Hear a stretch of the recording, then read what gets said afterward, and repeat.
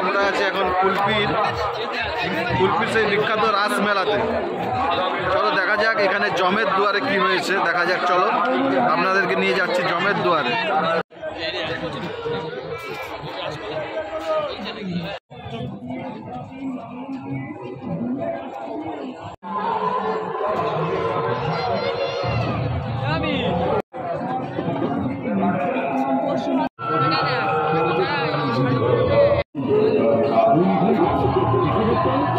এমনকি লোক ফুটিয়েছে জ্ঞান চর্চার দ্বারা সমাজের তাকে পোড়ানো হবে, এখন তাকে ভাবতে হবে।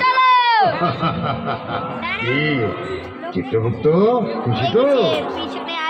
এই ব্রাহ্মণ ওই চিত্রগুপ্ত, এই চিত্রগুপ্ত খাতা দেখো দেখি এর কি অপরাধ। মহারাজ, এই চাষি খুব নিষ্ঠুর, এই নাম যোগ করেছে, এখন একে 50 বার বেত্রাঘাত করেছে। তাই হবে মহারাজ।